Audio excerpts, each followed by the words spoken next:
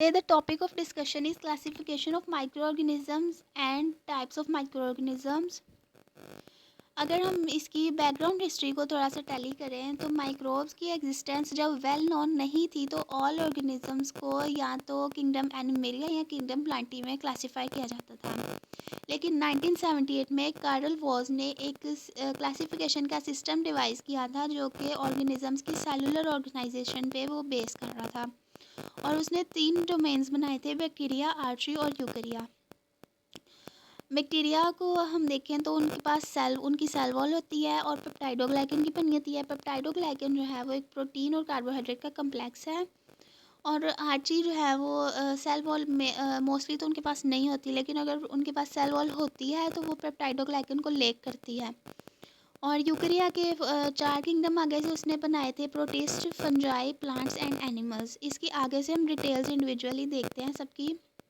Bacteria को सबसे पहले देखें तो इसको सिंगुलर हम बोलें तो ये बैक्टीरियम होता है और ये बहुत सिंपल होते हैं और सिंगल सेल यानी यूनिसेलुलर ऑर्गेनिजम्स हैं। इनका जेनेटिक मटेरियल किसी भी न्यूक्लियर मेम्ब्रेन में नहीं होता है, इनके पास कोई प्रॉपर न्यूक्लियस नहीं होती, इनका जेनेटिक मटेरियल साइटोप्लाज्म में ही एग्जिस्ट करता है। उसके बाद प्रोकैरियोट्स में बैक्टीरिया और आर्ची इंक्लूड हैं और बैक्टीरिया की सेवरल शेप्स इधर बताई हैं। बैसिलस यानी रॉड लाइक, कॉक्सस यानी स्फेरिकल शेप में या राउंड शेप में होते हैं वो, स्पाइरल में कर्व्ड और कॉर्कस्क्रू शेप भी होती हैं, सम जो है वो स्टार शेप या स्क्वायर शेप के भी होते हैं। उसके बाद बैक्टीरिया की एग्जिस्टेंस अगर हम देखें तो वो पेयर्स की फॉर्म में, चेन्स की फॉर्म में, क्लस्टर्स की फॉर्म में, अदर ग्रुपिंग्स मतलब कि वो बायोफिल्म की फॉर्म में भी होते हैं। वो डिपेंड करता है उनके इन्वायरमेंट पे है कि वो अपने इन्वायरमेंट के हिसाब से खुद को एडजस्ट कर लेते हैं। उसके बाद उनकी जो सेल वॉल का देखें तो वो पेप्टाइडोग्लाइकन की बनी होती है और ये बाइनरी फिशन के थ्रू रिप्रोड्यूस करते हैं। बाइनरी फिशन में वो 2 इक्वल सेल्स में डिवाइड हो जाते हैं जिसको हम डॉटर सेल्स बोलते हैं। उसके बाद उसकी न्यूट्रिशन देखें, उनका मोड ऑफ़ न्यूट्रिशन देखें तो वो मोस्टली वो ऑर्गेनिक मटेरियल्स पे डिपेंड करते हैं जो डेड या लिविंग ऑर्गेनिज्म से वो डिराइव करते हैं। उसके बाद मोस्टली कुछ बैक्टीरिया ऐसे हैं जो फोटोसिंथेटिक भी है, लेकिन कुछ ऐसे हैं जो फोटोसिंथेसिस नहीं करते और वो दूसरे ऑर्गेनिजम्स पे डिपेंड कर रहे होते हैं अपनी फूड के लिए, अपनी न्यूट्रिशन के लिए। और उसकी हम मूवमेंट या उसकी स्विमिंग देखें तो वो फ्लैजेला की हेल्प से वो मूव करते हैं या स्विम करते हैं। उसके बाद हम वायरस को देखते हैं तो वायरस इतने स्मॉल पार्टिकल्स हैं कि हम उसको इलेक्ट्रॉन माइक्रोस्कोप की हेल्प से ही सिर्फ देख सकते हैं और ये एसेलुलर है, सेलुलर नहीं है। और उनका स्ट्रक्चर देखें तो उनका एक कोर होता है जो न्यूक्लिक एसिड का बना होता है और उसमें सिर्फ डीएनए या आरएनए ही प्रेजेंट होता है, या डीएनए हो सकता है या आरएनए हो सकता है, दोनों में से एक हो सकता है, दोनों एक साथ नहीं हो सकते। उसके बाद कोर जो है वो प्रोटीन कोट से सराउंड कर रहा होता है और सम टाइम ऐसा होता है कि जो कोट है वो भी लिपिड इन्वेलप के अंदर से सराउंड कर रही होती है, अंदर वो एग्जिस्ट कर रही होती है। Virus can reproduce only using cellular machinery of other organism.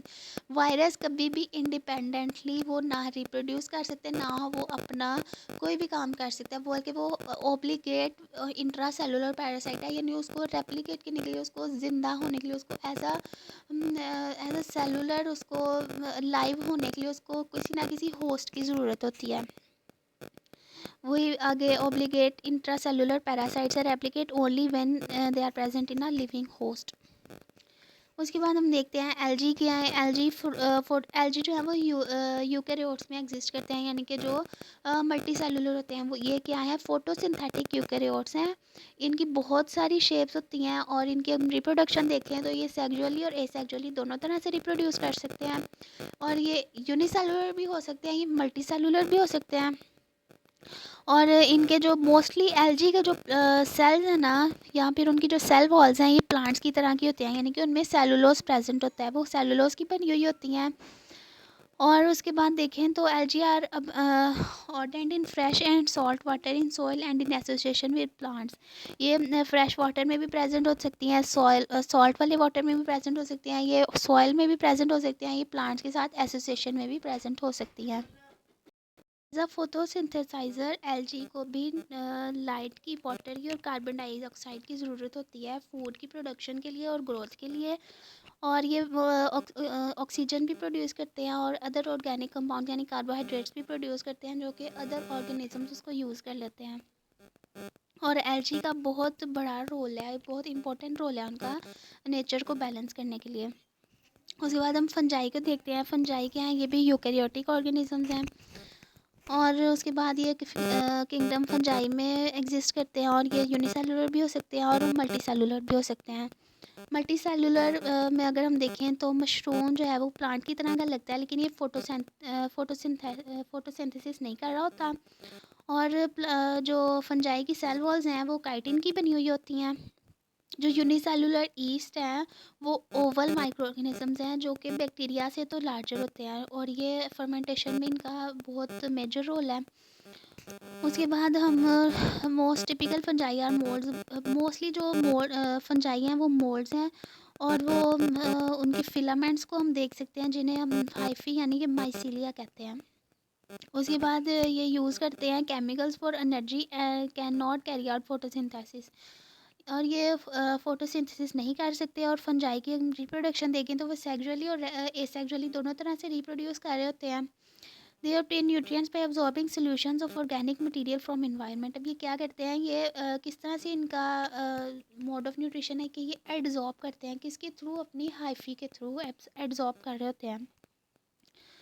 उसके बाद organisms called slime mould help characters of both fungi and amoebas. इनकी एक टाइप है स्लाइम मोल्ड जो कि फंजाई और अमीबा दोनों के करेक्टर्स रखती है।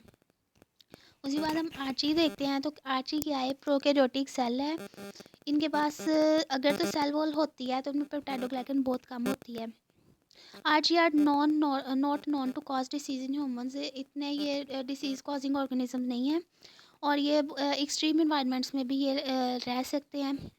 एक्सट्रीम इन्वायरमेंट में रहने के हिसाब से इनकी तीन तरह के ग्रुप्स बने हैं, मिथेनोजेंस और एक्सट्रीम हेलोफाइल्स और एक्सट्रीम थर्मोफाइल्स। मिथेनोजेंस क्या होते हैं, ये produce methane as waste product from respiration.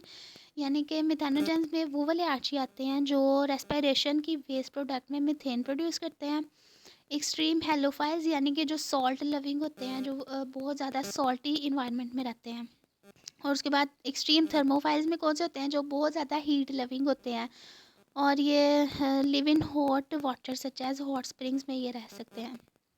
उसके बाद हम देखते हैं multicellular animal parasites. Multicellular animal parasites are not strictly microorganisms. ये स्ट्रिक्टली माइक्रो ऑर्गेनिजम्स नहीं है, ये मेडिकल इंपॉर्टेंस इनकी बहुत ज़्यादा है, और ये यूकेरियोटिक ऑर्गेनिजम्स हैं, मल्टी सेलुलर एनिमल्स हैं।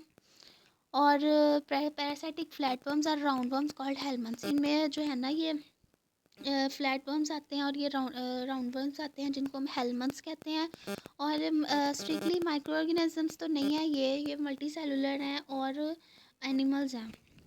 यूकेरियोटिक ऑर्गेनिजम्स और मल्टी सेलुलर एनिमल्स हैं, लेकिन इनकी लाइफ साइकिल की कुछ स्टेजेस में जो ये हेलमंथ्स हैं ये माइक्रोस्कोपिक होते हैं साइज़ में।